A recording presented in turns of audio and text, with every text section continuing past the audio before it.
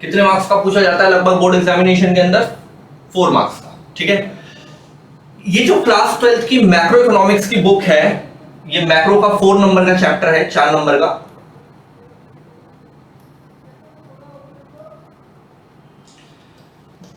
बहुत ही छोटा चैप्टर है, सिर्फ 2 लेक्चर का चैप्टर है, लेक्चर 1 एंड लेक्चर 2। अगर आपने इसको अच्छे से घोल के पी लिया, तकरीबन टोटल चैप्टर ही मतलब दोनों लेक्चर मिलाकर होंगे आपके 40 से 45 मिनट के। आपके फाइनल एग्जामिनेशन, बोर्ड एग्जामिनेशन के अंदर, क्लास 12th के अंदर आपके 4 नंबर आने से कोई नहीं रोक सकता। इसका 4 नंबर का क्वेश्चन बनता है पेपर के अंदर और आराम से ठीक हो जाता है। एक एमसीक्यू होता है और एक 3 नंबर का लॉन्ग क्वेश्चन होता है, तो आराम से सॉल्व हो जाता है। बहुत आराम से समझना है कि चैप्टर क्या है, क्यों है। बेसिकली मनी का चैप्टर है, जैसे कि आप देख रहे हैं चैप्टर का नाम है मनी। आज लेक्चर 1 कर रहे हैं, देन आप लेक्चर 2 देखेंगे, देन उसके बाद आपका ये चैप्टर पूरा फिनिश हो जाएगा। ठीक है जी। चैप्टर में क्या है जरा ध्यान से समझेंगे। सबसे पहले अभी मैं आपको इसकी फेयर स्लाइड्स दिखाऊंगा जो मैंने ऑलरेडी बनाकर रखी हुई है सारी। अभी पहले हम कॉन्सेप्ट को समझेंगे, फिर आपको फेयर स्लाइड्स दिखाई जाएंगी और नोट्स दिए जाएंगे। आपको ध्यान से समझना है खाली। सबसे पहले मनी को, तो जो चैप्टर का नाम है मनी, ठीक है। मनी से पहले हमारे देश में बार्टर सिस्टम ऑफ एक्सचेंज चलता था। बहुत अच्छे से समझिएगा, मैं आपको समझाने की कोशिश कर रहा हूं कि बार्टर सिस्टम ऑफ एक्सचेंज क्या होता है। जब मैं इसको ऑफलाइन क्लासेस में पढ़ाता हूं तो कई बार बच्चा बोलता है कि सर यार ये ना हमें पता है, हमने सोशल साइंस वगैरह में 10th में थोड़ा बहुत पढ़ा होता है कि गुड्स के बदले गुड्स दिया जाता है। गुड्स के बदले गुड्स मतलब आप थोड़ी देर के लिए अपने आप को ऐसा ब्लाइंड कर लीजिए कि दुनिया में पैसे जैसी कोई चीज है ही नहीं। कागज की करेंसी जो हम यूज करते हैं, 100 के नोट, 500 के नोट, जो भी है वो है ही नहीं। ऐसी इकोनॉमी है जहां मनी इन्वेंट अभी तक नहीं हुई है। सिर्फ गुड्स के बदले गुड्स को एक्सचेंज किया जा रहा है, गुड्स के बदले गुड्स को। तो इसी को बार्टर सिस्टम बोलते हैं, जहां पे सामान के बदले सामान दिया जाता है। अब यहां पर हम इसको एक कॉन्सेप्ट से समझ सकते हैं बहुत ही आराम से। ये एक इंसान है, इसका नाम है राम। ठीक है, ये एक इंसान है, इसका नाम है राम।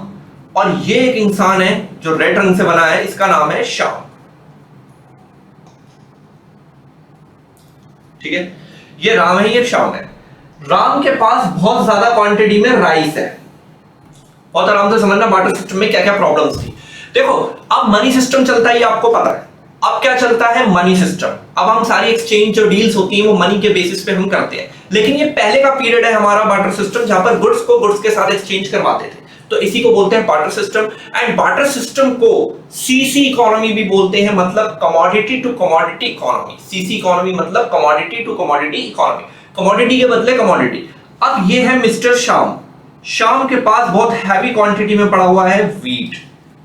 ठीक है, अब क्या होगा ध्यान से समझना। बार्टर सिस्टम की कुछ प्रॉब्लम्स हैं, बार्टर सिस्टम की कुछ प्रॉब्लम्स हैं। पहली प्रॉब्लम होती है डबल कोइंसिडेंस ऑफ वर्ड्स। अभी बहुत आराम से हम सिर्फ सुन रहे हैं, ये रफ चल रहा है सारा स्क्रीन पे। अभी पूरा फेयर वे लिखा हुआ है मैंने आगे की स्लाइड्स पे, पूरा अच्छे से समझाया जाएगा, वही आपको पेपर में लिखना है। अभी खाली हम दिमाग बना रहे हैं कि एक्चुअली बार्टर सिस्टम को कहानी की तरह अपने दिल में उतार लिया जाए अच्छे से। डबल कॉन्सिडेंस ऑफ बॉन्ड्स क्या है? अब क्या है, राम के पास राइस है, राम बाजार में जाएगा, राम बाजार में जाएगा, गोल गोल चक्कर लगाएगा सुबह से शाम तक, और एक ऐसा इंसान ढूंढ के निकालेगा जो उसको राइस के बदले कोई चीज दे पाए। ठीक है, पहले ध्यान से समझना, राइस के बदले कोई चीज दे पाए। मान लेते हैं राम को जरूरत है शूज की। ठीक है, राम को जरूरत है शूज की, और शाम को व्हीट के बदले चाहिए मिल्क। ध्यान से समझना। अब राम जो है सुबह से बाजार में घूम रहा था, उसको एक ऐसा इंसान मिल गया जिसके पास शूज अवेलेबल है। राम खुश हो गया, अरे भैया अब मैं इसको अपना राइस दूंगा और मैं इसके बदले इससे शूज ले लूंगा। मैं राइस दे दूंगा राम और उसके बदले शूज ले लूंगा। लेकिन जैसे ही राम ने उस बंदे से बात करी, वो बंदा कहता भाई सॉरी, मेरे को इस टाइम राइस की जरूरत नहीं है, मेरे घर में बहुत ज्यादा नीड है, गर्मी है, पंखों की। क्या वो राम से डील करेगा? असर नहीं करेगा। क्यों? क्योंकि राम जो चीज उसको दे रहा है वो दूसरे बंदे की जरूरत में है ही नहीं, तो ऐसे में डील नहीं हो पाएगी। इसे बोलते हैं डबल कॉन्सिडेंस ऑफ बॉन्ड्स। मतलब एक पार्टी जो चीज बेचना चाहती है, सामने वाली पार्टी भी वही चीज खरीदना चाहती हो। एक पार्टी जो चीज बेचना चाहती है, सामने वाली पार्टी वो चीज खरीदना चाहती हो, दोनों की जरूरतें मैच होनी चाहिए, और ये बहुत ही डिफिकल्ट टास्क है। ये डील तभी होगी जब राम, ध्यान देना, राम राइस दे शाम को, और शाम को भी बदले में किसकी जरूरत हो? राइस की, और इसको व्हीट की। तब डील होगी। मतलब राम दे रहा है राइस और श्याम दे रहा है व्हीट और दोनों को यही चीजें चाहिए थी एक्सचेंज में, और ऐसा इंसान पूरे बाजार में ढूंढ के निकालना भैया मतलब इम्पॉसिबल नेक्स्ट टू। इसको बोलते हैं डबल कॉन्फिडेंस ऑफ बॉन्ड। जो मैं बेचना चाहता हूं सामने वाली पार्टी वही चीज खरीदना चाहती है, पहली प्रॉब्लम। तो इसी वजह से मेनली बार्टर सिस्टम को हटाया गया और मनी सिस्टम को लाया गया। और क्या प्रॉब्लम्स है बार्टर सिस्टम की, पहले प्रॉब्लम्स को हम समझ रहे हैं। नेक्स्ट प्रॉब्लम है कि राम और श्याम के बीच में जब डील हो रही है, वो राइस दे रहा है और व्हीट ले रहा है, राइस दे रहा है और व्हीट ले रहा है, तो ये कैसे डिसाइड करें कि 1 केजी राइस के बदले कितना व्हीट देना है, हाउ मच व्हीट। इसे बोलते हैं lack of common measures of value. यह है दूसरी प्रॉब्लम। बार्टर सिस्टम में जब भी डील होती है, एक पार्टी को बहुत फायदा होता है, एक पार्टी को बहुत घाटा होता है। जस्ट डीपली इमेजिन, मैं आपको फील करवा चुका हूं, अंधेरे में चले जाइए, भूल जाइए कि दुनिया में पैसे जैसा कुछ है। मैंने आपको बोला कि मेरा ये पेन ले लीजिए, मेरा ये पेन ले लीजिए और मुझे अपना मोबाइल फोन दे दीजिए। आप तुरंत कहोगे सर पागल थोड़ी हूं, आपका 20 रुपए का पेन लेके आपको 20,000 का फोन दे दूं, क्योंकि तुम्हारे दिमाग में मनी पिक्चर बन गई, क्योंकि तुम्हारे दिमाग में मनी की पिक्चर बन गई। लेकिन बार्टर सिस्टम में ऐसी डील्स हो रही है, राम दे रहा है 10 किलो चावल और श्याम दे रहा है उसको 2 किलो व्हीट। अरे यार ये क्या बात हुई, पता ही नहीं चल रहा ना, वैल्यूज नहीं मेजर हो रही।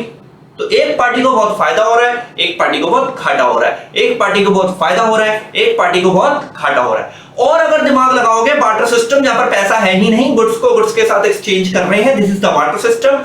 आज के डेट पे, आज की डेट प्रेजेंट में हमारे पास बहुत सारे बैंकिंग सेक्टर्स है। अरे बैंकिंग सेक्टर भी मनी के आने के बाद हुआ है। बार्टर सिस्टम में क्या जमा कराओगे बैंकों के अंदर, आटा चावल दही। तो ये सारी बेसिक प्रॉब्लम्स है जो मुझे तुम्हें डिस्कस करवानी है यार पहले क्वेश्चंस में। तो फिलहाल आपको इतना समझ में आ रहा है कि मैंने अभी 2 प्रॉब्लम आपके साथ डिस्कस करने की कोशिश करी है कि भाई देख, बार्टर सिस्टम में गुड्स के साथ गुड्स का एक्सचेंज हो रहा है, डबल कॉन्फिडेंस ऑफ बॉन्ड्स है, जो मैं बेचना चाहता हूं सामने वाली पार्टी वो खरीदना चाहती है, डिफिकल्ट है। Lack of measures of value, 1 kilo rice के बदले कितना वेट देना है कैसे डिसाइड होगा, ये प्रॉब्लम्स है। तो मैं अभी 2 प्रॉब्लम मैंने डिस्कस करी है आपको, तो धीरे से मैं एक स्लाइड पे लेके जाता हूं और थोड़ा सा पहले क्वेश्चन को हम पढ़ने की कोशिश करेंगे, ठीक है। चलिए आराम से इसको पहले क्वेश्चन को पढ़ते हैं। देखिए पहला क्वेश्चन है हमारा, ध्यान से समझिएगा। Define barter system of exchange, explain limitations, यानी कि drawbacks problems and limitations is the same thing कि बार्टर सिस्टम ऑफ एक्सचेंज। तो पहले बार्टर सिस्टम का डेफिनेशन पढ़ लेते हैं बेटा आराम से। Barter system of exchange refers to, जो मैं आपको सुना चुका हूं, refers to exchange of goods for goods, goods का गुड्स के साथ एक्सचेंज हो रहा है। It is also known as, ये एमसीक्यू पार्ट होता है कई बार, it is also known as CC economy, मतलब commodity to commodity economy.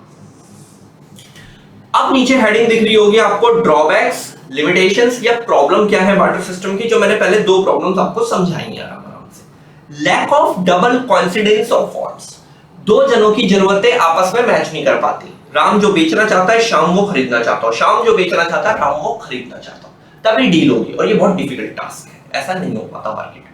Barter system basically बहुत ज्यादा टाइम कंज्यूमिंग भी है, आप सुबह से शाम तक इंसान ही ढूंढते रह गए, ऐसा है, ये बहुत सरकपाई है। Barter system can work only when both each other's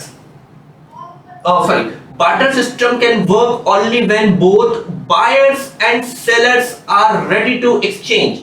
Barter system can work only when both buyers and sellers ready to exchange each other goods.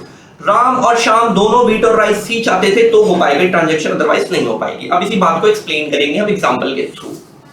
For example, Ram can exchange goods with Shyam, जो मैंने पीछे diagram बना के दिखाया था, शक्ल बनाई थी अजीब सी।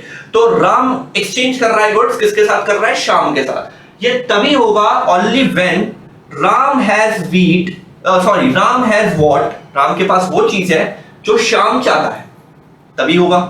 And Shyam has what, Shyam के पास वो चीज है जो राम चाहता है, दोनों की जरूरतें आपस में पूरी हो रही हैं। However, such double coincidence is very rare and very difficult to search in the market. तो ये है पहली problem, double confidence of bonds, ठीक है। और ये थोड़ा थोड़ा साथ में एडवांस होते रहिएगा, मनी के आने से प्रॉब्लम में सारी सॉर्ट आउट हो गई है, ठीक है। प्रॉब्लम नंबर 2, बार्टर सिस्टम की प्रॉब्लम्स ध्यान से पढ़ना, यहीं से कहीं से क्वेश्चंस बनते हैं। Lack of measures of value. अभी समझाया 1 किलो राइस के बदले कितना वीट देना है, ये तो पता ही नहीं चल रहा। एक पार्टी फायदा कर जा रही है, एक पार्टी बहुत घाटा कर जा रही है। इसी को बोलते हैं common unit of value and measures of value कि क्या देना है। अरे देखो एक और एग्जांपल से समझते हैं। जैसे आज की डेट में मान लो ये पेन में 20 रुपए का लेकर आया, आज की डेट में मान लो ये पेन में 20 रुपए का लेकर आया, आप में से कोई लेने गया तो भी 20 का आएगा। अब जस्ट डीपली इमेजिन कि बार्टर सिस्टम में क्या हो रहा है कि मैं ये पेन लेकर आया, 2 किलो दूध दे दिया मैंने, आप लेकर आए आप 4 किलो चावल दिया है, कोई तीसरा बच्चा 2 पंखे दिया है, तो इक्वल वैल्यू दे रहा है अनइक्वल वैल्यू दे रहा है? सर अनइक्वल वैल्यू दे रहा है क्योंकि कोई प्रॉपर एक्सचेंज रेशियो ही नहीं है। एक पार्टी मजे ले रही है, एक पार्टी घाटे में जा रही है, कुछ पता ही नहीं चल रहा, सब ऐसे ही चल रहा है। दैट्स द रीजन कि बार्टर सिस्टम हटाया गया और मनी सिस्टम को लाया गया। तो हम प्रॉब्लम डिस्कस कर रहे हैं बार्टर सिस्टम की, तो सेकंड प्रॉब्लम भाई ये है, ठीक है। थ्योरी है इसलिए मैं बहुत ज्यादा एक्सप्लेन कर रहा हूं ताकि आप डीपेस्ट पॉइंट पे जाके इसको अच्छे से कनेक्ट कर पाए।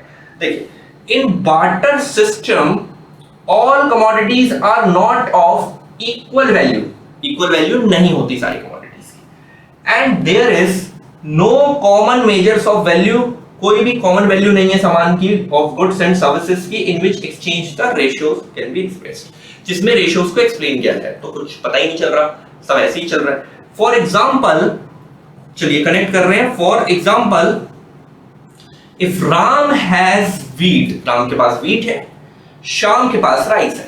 अब क्वेश्चन ये है किस रेशियो में, 1 किलो के बदले कितना दो, 1 किलो के बदले कितना दो।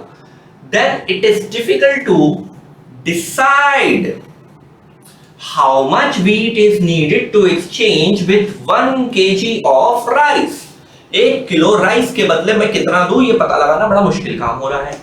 In the absence of common measures, the exchange ratio is fixed randomly। कुछ भी चल भाई, 1 किलो चावल दे रहा हूं तो 20 किलो चावल तो राइस दे दे, तो टेबल दे दे, कुछ भी चल रहा है, सब कुछ भी। In which one of the party generally suffers, एक को घाटा होता है और एक को बहुत ही ज्यादा क्या होता है, फायदा। तो ये है प्रॉब्लम नंबर 2। देखिए प्रॉब्लम नंबर 3 जो दिख रहा है आपको, पहले उसको समझना है। Lack of store of value, lack of store of value, store करना मतलब कि वेल्थ को स्टोर करना, वेल्थ को। अब देखो आज के डेट में है मनी सिस्टम, अब अच्छे सुनेंगे वाले मेरे को। आज के डेट में है मनी सिस्टम, मनी सिस्टम के अंदर हम क्या करते हैं, मैंने 5 लाख रुपए सेव कर रखे हैं मान लो, तो मेरे पे 500 के करेंसी नोट्स है, मैंने अलमारी में रख दिए, खत्म, या बैंक में डाल के स्लिप ले ली, आराम से 5 लाख रुपए स्टोर हो गए, घर पे भी रख सकते हैं, ठीक है, आराम से रखिए। बट बार्टर सिस्टम में आप गुड्स स्टोर कर रहे हैं, आपने 5 लाख रुपए की टेबल्स रखी हुई अपने घर में, you need a much space, बहुत सारा स्पेस चाहिए, वेयर एंड टेयर होगा। अरे सर 5 लाख की चेयर कैसे रखूंगा घर के अंदर, यार इतनी जगह चाहिए होगी, पर 5 लाख रुपए रखना तो बहुत इजी टास्क है, कोई कागज की करेंसी है। तो गुड्स को स्टोर करना बड़ा मुश्किल काम है यार, ट्रांसफर करना बड़ा मुश्किल काम है। तो समझो ना बार्टर सिस्टम मतलब भाई शुक्र मनाओ कि हम इस युग में पैदा हुए हैं हम सब कि बार्टर सिस्टम नहीं है भाई, वरना आधे से ज्यादा जीवन हमारा सामान एक्सचेंज कराने में निकल जाता। तो सोचो पहले क्या चलता होगा, है ना। तो चलिए बार्टर सिस्टम में lack of store of value, क्योंकि गुड्स की फॉर्म में स्टोर करना बहुत मुश्किल काम है, और कुछ प्रोडक्ट इतने ज्यादा पेरिशेबल होते हैं या इतने शॉर्ट पीरियड के होते हैं कि वो जल्दी से वेस्ट हो जाते हैं, तो कहां स्टोर करोगे यार आप, तो बड़ा प्रॉब्लम है यार। चलो तीसरी problem, lack of store of value. Under barter system it is difficult for people to store wealth for future use, store करके फ्यूचर में यूज करना यार, ये तो मतलब नेक्स्ट टू इम्पॉसिबल है। Most of the goods like wheat, rice, table, इनको अगर आप स्टोर कर रहे हैं तो ये कोई लंबे टाइम तक चलने वाले है ही नहीं, गुड्स ड्यूरेबिलिटी है ही नहीं, मतलब कहां व्हीट राइस 3 दिन में सड़ जाएंगे, कैसे चलाओगे 10 दिन का काम, इससे इम्पॉसिबल। और स्पेस चाहिए, storage of goods required time चाहिए आपको, करो संभालो, एफर्ट्स लगेंगे, पैसे लगेंगे, मतलब पैसे in the sense time waste कर रहे हो, जगह इस्तेमाल में आ रही है बिना बात के। As a result, goods cannot be used to store the earning for a long period। अब नहीं कर सकते यार गुड्स को लंबे टाइम, है ना। With so many difficulties है, बार्टर सिस्टम था ही प्रॉब्लम, तभी तो हटाया गया, मनी सिस्टम आया गया। With so many difficulties, barter system of exchange could not continue for a long time। नहीं हो पाया भाई। As a result, it was replaced by, clearly लिखा हुआ है, it was replaced by, clearly लिखा हुआ है, monetary system। Money system, monetary system, ठीक है जी। Buying and selling of goods with help of money. अब सारा जो होता है वो किसके बेसिस पे होता है? मनी के बेसिस पे होता है। आराम से तुम्हारा भी जीवन चल रहा है, मेरा भी चल रहा है, बाकियों का भी चल रहा है, एक्सचेंज कर रहे हैं, अपना चल रहा है भैया। ना हमें डबल कॉन्फिडेंस की प्रॉब्लम फेस करनी पड़ रही है मनी के आने के बाद, ना कॉमन यूनिट ऑफ वैल्यू। आराम से एक वैल्यू है पेन 20 का है तो तेरे लिए भी 20 का, भाई मेरे लिए भी 20 का, स्टोर भी कर सकते हैं। ठीक है, चलिए नेक्स्ट प्रॉब्लम में डील कर रहे हैं हम। लास्ट प्रॉब्लम है, ध्यान से देखिएगा।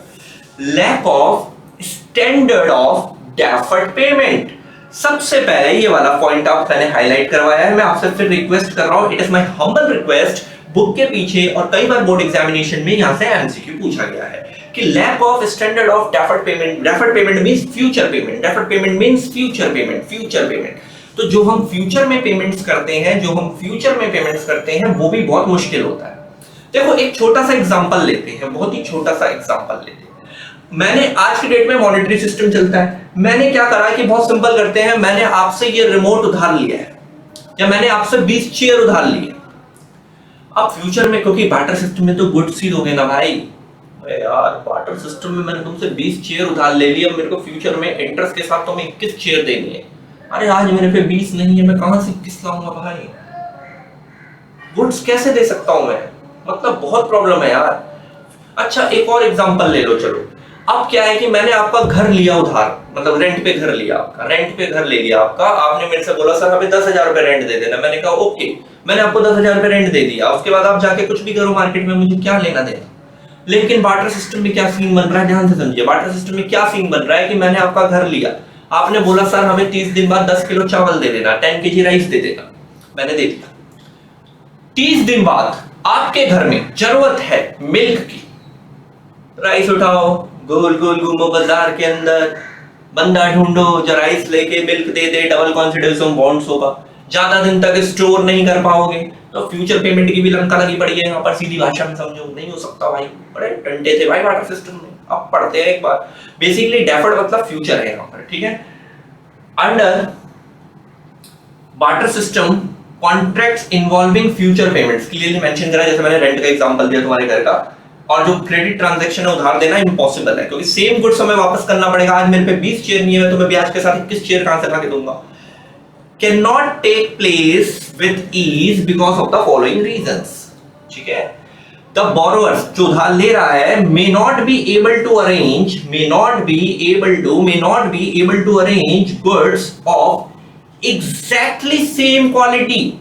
अरे कहां से दूंगा भाई, आज 20 नहीं है मेरे पे, तेरे को 21 कहां से दूं? तभी तो उधार ले रहा हूं। Same quality at the time of repayment, जब मेरे को रीपे वापस करना होगा फ्यूचर में। ठीक है, these may be conflicts हो जाता था, प्रॉब्लम सही है regarding specific commodity to be used for repayment. भैया वही चीज चाहिए, कैसे भाई, समझो थोड़ा। तो गुड्स को वही सेम गुड्स कहां से लाऊं? फ्यूचर पेमेंट बहुत डिफिकल्ट है इसमें। The commodity to be repaid may lose और gain its value.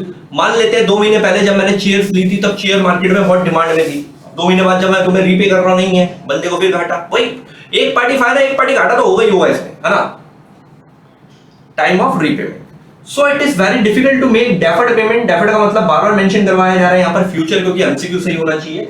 In the form of goods, in the form of goods. ये 4 प्रॉब्लम है, जो एक्सप्लेनेशन है जो आपको पीडीएफ मिलेगी उसमें ये होंगे 4 एक्सप्लेनेशन एज इट इज यही वाले। तो ये आपको पेपर के लिए तैयार करने हैं। अगर आप सुनने में इंटरेस्टेड है तो थोड़ा सा सुन के स्टोर कर लो, ताकि अपने भारत के बार्टर सिस्टम को और अच्छे से समझ पाए। बार्टर सिस्टम में और भी प्रॉब्लम्स होती थी, जैसे कि टैक्स मिनिस्टर है, वो टैक्स ले रहा है जनता से। आज की डेट में वो पैसे लेता है टैक्स में, लेकिन बार्टर सिस्टम में टैक्स मिनिस्टर किसी के पास मिल्क का बिजनेस है भाई, 2 किलो मिल्क दे दे टैक्स में। चेयर का बिजनेस है भाई, 4 चेयर दे दे भाई टैक्स में। पंखों का बिजनेस है भाई, 6 पंखे दे दे। वो बेचारा स्टोर कर रहा है, उसकी तो जिंदगी खत्म भाई। देखो टैक्स मिनिस्टर के लिए प्रॉब्लम। हाँ, डिवाइड करने में भी प्रॉब्लम आती थी गुड्स को, जैसे कि फॉर एग्जांपल के तौर पे किसी फैमिली के पास 2 लड़के हैं मान लो, अब उनके घर में 3 भैंसें हैं, डिस्ट्रीब्यूशन हो रहा है प्रॉपर्टी का। एक बच्चे को एक भैंस मिल गई, अब एक भैंस बची, वो कैसे बांटे? इम्पॉसिबल है ना, बीच में से ऐसे काट के थोड़ी बांट देंगे यार, ये क्या चल रहा है। या दूसरा एग्जांपल, एक फैमिली के पास 3 पंखे हैं, 2 बच्चे हैं बेचारों के पास, एक पंखा दे दिया, अब एक पंखा किसको दें बीच में से? अरे तो डिवाइड भी नहीं हो पाता था गुड्स का यार, ये भी प्रॉब्लम थी बहुत ज्यादा बार्टर सिस्टम में। टैक्स मिनिस्टर के लिए प्रॉब्लम थी, टाइम कंज्यूमिंग था। तो ये सब बेसिक प्रॉब्लम्स थी। तो अभी जो डिस्कशन हुआ है इस पूरे लेक्चर के अंदर, वो डिस्कशन चला है सिर्फ बार्टर सिस्टम और बार्टर सिस्टम की प्रॉब्लम्स। अब बार्टर सिस्टम की प्रॉब्लम को सॉर्ट आउट किसने करा है सर? ये हमें पता है, मनी ने। किसने सॉर्ट आउट करा है? मनी ने। तो अब पढ़ेंगे मनी कि मनी की डेफिनेशन होती क्या है। चलो ठीक है, मनी है क्या। तो चलिए जी आगे बढ़ रहे हैं मनी के कॉन्सेप्ट पे, ध्यान दीजिएगा प्लीज। देखो आज के डेट में जो हम 500 के, 100 के, 200 के, 10 के, 20 के जो नोट यूज करते हैं, जो आरबीआई के द्वारा बनाए गए हैं, यानी कि रिजर्व बैंक ऑफ इंडिया, जो अगले चैप्टर में आपको बैंकिंग में पढ़ाया भी जाएगा, पर इतना बेसिक से आप 12वीं कक्षा के स्टूडेंट्स हैं कि भैया आरबीआई के द्वारा ये बनाया गया है। ठीक है, अब ये जो करेंसी नोट्स होते हैं, ये है मनी। इसकी डेफिनेशन क्या है? Basically money is anything that is generally accepted. हर वो चीज मनी है जिसको जनरली एक्सेप्ट कर लिया जाता है। अरे हम बाजार जाते हैं, मार्केट में जनरली मनी को क्या कर लिया जाता है? एक्सेप्ट करती पब्लिक, सब लेते हैं, क्योंकि भारत सरकार की बनी हुई करेंसी है। मेजर्स ऑफ वैल्यू, हर चीज का मेजरमेंट पैसों की फॉर्म में होता है। मेरा फोन 30,000 रुपए का है, मेरी बुक 20 रुपए की है, मेरा पेन 40 रुपए का है, मेरे कपड़े 1000 रुपए के। हर चीज का मेजरमेंट मनी में हो रहा है। तो मनी की डेफिनेशन को पहले समझो, स्लाइड्स को छोड़ो, पहले मेरे को सुनो अच्छे से। Money is anything that is generally accept as a medium of exchange, में यूज होता है। Measures of value and standard of value. Standard of value का मतलब मैं आपको बता चुका हूं यार, पीछे से फ्यूचर में भी पेमेंट करना भी इजी हो गया। तो ये है मनी का डेफिनेशन। चलिए पहले फोकस करते हैं डेफिनेशन के ऊपर, बहुत अच्छे से रहेंगे 2 लेक्चर्स में, मजा लो। आपके 4 नंबर में से कोई एक नंबर काट ले अगर आपने ढंग से देख लिया इसको। Money is anything which is generally accepted as a medium of exchange। हर चीज में मीडियम ऑफ एक्सचेंज कराने में हेल्प कौन करता है? मनी करता है। मेजर्स ऑफ वैल्यू, हर चीज का माप, बुक मेरी 20 रुपए की, कपड़े मेरे 1000 रुपए के, गाड़ी मेरी 3 लाख की, measures of value. Store of value, store क्या करते हैं आज के डेट में? मनी, जो आरबीआई के द्वारा बनाई गई है। And means for standard of deferred payments, standard of deferred payment. Deferred मतलब फ्यूचर पेमेंट करना भी इजी हो गया। ठीक है, एमसीक्यू होता है इस चैप्टर से, मैं बार बार बोल रहा हूं और बार बार सुना रहा हूं कि आप रहें एमसीक्यू पे टच पे। नेक्स्ट नीचे लिखा हुआ है फंक्शन ऑफ मनी। फंक्शन का मतलब होता है काम, प्लीज ध्यान दीजिएगा, फंक्शन का मतलब होता है काम। क्या काम है पैसों के? तो इसको 2 कैटेगरी में बांटा गया है, प्राइमरी एंड सेकेंडरी। प्लीज ध्यान देना, यहां से क्वेश्चन है, एमसीक्यू पूछा हुआ है कि identify the primary function of money. तो प्राइमरी में ये 2 हैं, medium of exchange and measures of value. Primary में ये 2 हैं, यहां से एमसीक्यू होता है medium of exchange and measures of value. ऐसे ही आपको पीडीएफ में सब लिखा हुआ है ताकि आप अच्छे से कनेक्ट करें, यहां पे समझाया जा रहा है लेक्चर के अंदर। Store of value, transfer of value, ये मनी के आने से सब इजी हुआ, ये समझाया जाएगा आपको। स्टैंडर्ड ऑफ डेफर्ड पेमेंट, ये तीनों कैटेगरी सेकेंडरी में। टॉप 2 वाले जो हैं वो प्राइमरी कैटेगरी है। फर्स्टली ये फंक्शंस होते हैं मनी के, और money is produced by the RBI, reserve bank of India. ठीक है, और बाकी इसके बारे में हम बैंकिंग चैप्टर में और डिटेल्स में भी पढ़ेंगे। अभी मनी के बारे में डिस्क्रिप्शन हो रहा है। मनी का डेफिनेशन आपको समझ में आ चुका है, 500 का नोट किसी को दोगे जनरली एक्सेप्टेड है, एक्सेप्ट करेगा वो। ठीक है, अब शिफ्ट कर रहे हैं मनी के पहले फंक्शन पे। क्या है पहला function?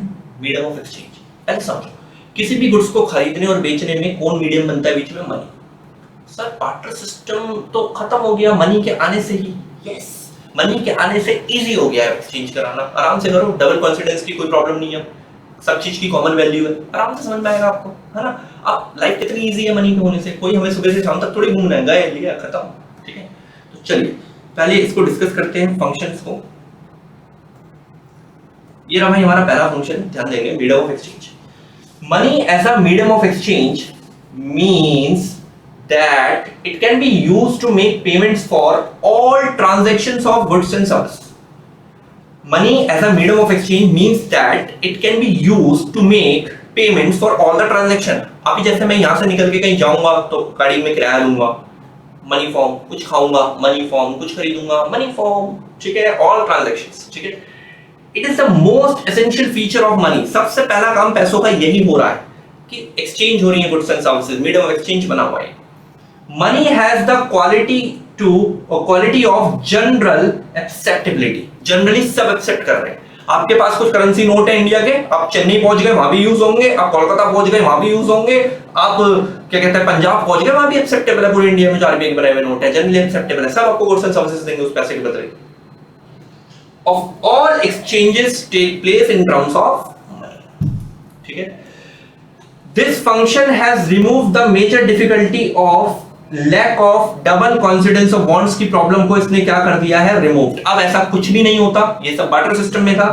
And inconvenience associated with the, जो भी मुसीबतें थी, इनकन्वीनियंस मतलब जो भी मुसीबतें थी वाटर सिस्टम के साथ वो सब वॉश आउट हो गई, यानी कि खत्म हो गई। Use of money allow purchase and sale to be conduct independently, जब मर्जी खरीदो आप, जब मर्जी बेचो, कोई ऐसी टेंशन वाली बात ही नहीं है, ठीक है। तो ये है पहला function of money. Second function है मेजर्स ऑफ वैल्यू, यानी कि यूनिट ऑफ अकाउंट, यानी कि हर चीज की अब कॉमन यूनिट है पैसों में। ये पेन अगर मैं लाया 20 रुपए का, आप लाए 20 रुपए का, आपका फ्रेंड लाया 20 रुपए का, आपके फादर साहब लाए मार्केट से 20 रुपए के। एक शूज है 1000 रुपए प्राइस है, मैं लाया 1000 का, बोला 1000 का, सब लाया 1000 के, मतलब एक कॉमन प्राइस है मार्केट में, एक कॉमन है। ऐसा नहीं कोई कुछ दे रहा है, कोई कुछ दे रहा है, कोई 2 किलो दूध दे रहा है, ऐसे में नहीं, आप सबके लिए कॉमन प्राइस है, क्योंकि अब हर चीज का मेजरमेंट हो पा रहा है इन फॉर्म ऑफ मनी। तो मनी के आने के बाद ही ये चीजें पॉसिबल हुई हैं, ठीक है। अब कॉमन यूनिट ऑफ वैल्यू है। तो money as a measures of value means that money works as a common denominations in which value of all goods and services are expressed in terms of money भी लिख सकते हो। हर चीज को express करा जा रहा है in terms of money by reducing the value of all goods and services to a single unit। ये देखो आगे सिंगल यूनिट किस फॉर्म में देखा जा रहा है। कई मॉल में गए जींस लेने 1000 रुपए की, कई गए खाना खाने प्लेट 100 रुपए की, हर चीज प्राइस में मेजर हो रही है मनी के फॉर्म में, प्राइस में, एक सिंगल यूनिट है, तो आराम से गाड़ी चल रही है इकोनॉमी की। इट becomes very easy, देखो it becomes very easy to find out the exchange ratio, कि मुझे कितना देना है, इस प्लेट के बदले मुझे 100 रुपए देने हैं, जींस के बदले मुझे 1000 रुपए देने हैं, between them and comparing their prices। ये नीचे का थोड़ा सा दिख नहीं रहा है तो प्लीज ध्यान देना, comparing their prices लिखा हुआ है, comparing their prices लिखा हुआ है, comparing their prices लिखा हुआ है। चलिए आगे बढ़ते हैं। दिस फंक्शन जो है, ये जो फंक्शन है, इसके आने के बाद मेंटेनेंस हो पा रहा है बिजनेस अकाउंट्स। मैंने अभी समझाया था, अकाउंट्स वगैरह पढ़ते हो आप यार, सब मनी के फिगर्स होती हैं। बैंक पढ़ते हो, बैंकिंग पूरा, अरे बैंक में डिपॉजिट क्या करते हैं यार, मनी नहीं है तो, है ना, अदरवाइज तो ये इम्पॉसिबल केस है अकाउंट्स वगैरह बनाना भी। सही है सर, मनी के फंक्शन में अच्छा आराम से समझ में आ रहा है इस लेक्चर में, कोई ऐसी खास दिक्कत है नहीं, बहुत सीधा चैप्टर है यार, 2 लेक्चर्स हैं, कंप्लीट हो जाएगा अपना। तीसरा क्वेश्चन, तीसरा जो पॉइंट है, store of value. Store of value, store करना इजी हो गया है, क्योंकि मनी की फॉर्म में मैंने बोला ना, कागज की करेंसी है, आराम से स्टोर हो गया, आपको कोई स्पेस नहीं चाहिए, कोई वेयर एंड टेयर नहीं होगा, कोई वेस्टेज नहीं होगी, आराम से स्टोर करो फ्यूचर के लिए। Money as a store of value, और आप सब करते हैं स्टोर, मैं भी करता हूं पैसों को store, means that money can be used to transfer purchasing power from present to future. Present to future, देखो स्टोर क्यों करते हैं, जैसे मैं भी पैसे बचाता हूं यार फ्यूचर के लिए, तो बचा के रखते हैं, आज कमा के बचा के रखते हैं भविष्य में यूज करने के लिए। Money is a way to store wealth, store कर रहे हैं वेल्थ को, although wealth can be stored in other forms also, जैसे कि गुड्स की फॉर्म में, बट सबसे ज्यादा कन्वीनियंट फॉर्म कौन सी है, मनी को स्टोर करना। But money is the most economical and convenient way, क्योंकि बार्टर सिस्टम में तो आप गुड्स स्टोर कर रहे हो, कन्वीनियंट नहीं है, बहुत स्पेस चाहिए, प्रॉब्लम है। Under barter system, it was difficult to use goods as store of wealth. Barter system, ये कहानी लिख रहे हैं हम, प्रॉब्लम थी barter system में जो डिस्कशन हो चुका है। Under barter system, it was difficult to use goods as a store of wealth due to perishable का मतलब होता है, इस वर्ड को समझो बेटा, perishable का मतलब होता है जो गुड्स जल्दी से सड़ जाते हैं, जैसे व्हीट राइस को आप 2 दिन से ज्यादा स्टोर नहीं कर सकते, या टमाटो पोटैटो जो भी होता है, तो ये कहाँ स्टोर होगा। पेरिशेबल मतलब जो ज्यादा लॉन्ग टर्म तक नहीं चल सकता। Nature of some goods and high cost of storage, जगह चाहिए आपको, लेकिन मनी के आने से ये प्रॉब्लम सॉर्ट आउट हो गई है, जो ऊपर की लाइनों में बताया गया, मनी के आने से ये प्रॉब्लम सॉर्ट आउट है, ठीक है। 3 फंक्शंस बताए मैंने आपको, medium of exchange, measures of value, store of value, money के फंक्शंस आराम से समझ में आ रहा है। मनी का डेफिनेशन भी आपको क्लियर है, it is anything that is generally accepted as a medium of exchange, measures of value and standard of value, and money is produced by the RBI. आप उसको जनरली कहीं भी लेके जाइए, हमारे 28 राज्यों में हर जगह इस्तेमाल में आ जाएगा वो पैसा, हर कोई एक्सेप्ट करेगा, आपको गुड्स देगा उसके बदले, तो ये है मनी का फीचर। 4th फीचर है standard of deferred payment. Standard of deferred, deferred का मतलब है फ्यूचर, मैंने बार-बार बताया, तीसरी चौथी बार बता रहा हूं कि बैक एक्सरसाइज में क्वेश्चंस है। डेफर्ड का मतलब होता है future. Money as a standard of deferred payments, money as a standard of deferred payments, deferred मतलब फ्यूचर। अच्छा, मनी के आने से फ्यूचर में की जाने वाली पेमेंट इजी हो गई है। अरे जो बार्टर सिस्टम की प्रॉब्लम थी वो मनी के इन्वेंशन के बाद इजी टास्क बन गया हमारे लिए। Means that money acts as a standard for payment which are to be made in future. कई सारी ट्रांजैक्शन फ्यूचर की होती है, आराम से फ्यूचर में पेमेंट कर देते हैं करेंसी फॉर्म में, इजी है सब कुछ। लेकिन यार बार्टर सिस्टम बड़ा झमेले वाला था। जैसे मैंने आपका घर लिया, रेंट दे दिया आपको 10,000 रुपए कागज की करेंसी, अब आपकी चॉइस है, जो मर्जी करो, सबसे इजी टास्क है यार। Every day millions of transactions take place in which payments are not made immediately, जिसमें पेमेंट इमीडिएटली नहीं होती है, फ्यूचर में की जाती है, तो आराम से हो रहा है सब कुछ। It has lead to creation of financial institution, जैसे कि बैंक्स, मैं आपको बता चुका था कि मनी के आने के बाद ही क्या डेवलप हुए हैं मेरे भाई, बैंक्स डेवलप हुए। मनी के आने के बाद ही क्या डेवलप हुए मेरे भाई, बैंक्स। वरना बार्टर सिस्टम में बैंकों में जमा ही क्या कराते हैं, थोड़ा सोचिए तो सही, कुछ थोड़ी जमा कराते हैं बैंकों में। तो वही लाइन लिखी है, it has lead to creation of financial institutions, यानी कि बैंकिंग सेक्टर। ठीक, पांचवा और लास्ट फंक्शन है मेरे भाई, ट्रांसफर ऑफ वैल्यू। अब देखो बार्टर सिस्टम में गुड्स को एक जगह से दूसरी जगह पे ट्रांसफर करना बहुत डिफिकल्ट है। आपको ट्रांसपोर्टेशन कॉस्ट लगानी है, एफर्ट्स लगाने हैं, टाइम लगाना है। मनी के आने से देखो ट्रांसफर कितना इजी हो गया, मेरे फोन में गूगल पे है, अभी बैठे बैठे कहीं पर भी ट्रांसफर कर सकता हूँ। बैंकिंग सेक्टर के साथ को भी हम कनेक्ट हो गए, तो मनी के आने से कितना इजी हो गया, आराम से बैठे बैठे ट्रांसफर हो रहे हैं ई बैंकिंग के थ्रू। तो मतलब समझ रहे हो करेंसीज के आने से कितनी वैल्यूज चीजें चेंज हुई हैं और कितनी लाइफ इजी हुई है। बार्टर सिस्टम में लाइफ बहुत टफ थी, ये सारी बातें आपके दिमाग में आनी चाहिए। तो ये रहा पांचवा फंक्शन मनी का और लास्ट, और आज के लेक्चर का अंत भी करवाएगा ये पॉइंट। फिर जब हम लेक्चर 2 में मिलेंगे तो आप लेक्चर 1 को अच्छे से पढ़ के रखेंगे, बोर्ड पे जो लिखा है इतने के नोट्स बना के रखेंगे। लेक्चर 2 में ये चैप्टर वाइंड अप हो जाएगा और आप बोर्ड के 4 नंबर के लिए तैयार हो जाएंगे। तो money acts as mode of transfer of value, एक जगह से दूसरी जगह। Wealth can be transferred through e banking, जैसे कि गूगल पे, फोन पे, पेटीएम जो आप सब यूज कर रहे हैं, तो इसलिए मैंने ई बैंकिंग वर्ड लिखा। अब इजी हो गया क्योंकि मनी है तो इसमें मनी रखा हुआ है, हम ट्रांसफर कर रहे हैं दुनिया के किसी भी कोने में। To any part of the world, clearly लिखा हुआ है any part of the world. But under the barter system of exchange the transfer of value was very difficult in the form of goods, क्योंकि barter system में goods होता था और goods को एक जगह से दूसरी जगह पे ट्रांसफर करना बहुत ही डिफिकल्ट टास्क होता है। ठीक है जी, चलिए बेटा, आज हमने यहाँ पर मोस्टली लॉन्ग 2 थ्योरीज निपटा दी हैं इस चैप्टर की। सेकंड लेक्चर में बहुत छोटी छोटी सी चीजें बची हुई हैं जो आपको करके हम कंप्लीट करवा देंगे। आप अच्छे से इसको तैयार करके रखेंगे, नेक्स्ट लेक्चर में मिलेंगे लेक्चर नंबर 2 में और मनी को क्लोज कर देंगे। चलिए तब तक के लिए अच्छे से पढ़ें, गुड बाय। प्रिपेयर करें इकोनॉमिक्स में 90 प्लस के लिए या 95 प्लस के लिए या 99 प्लस के लिए बेटा, क्योंकि बहुत इजी पेपर आता है। आराम आराम से अपने कॉन्सेप्ट पे काम करते रहे जैसे जैसे बताया जाता है क्लास में। चलिए मिलते हैं सेकंड लेक्चर में मनी को खत्म करके।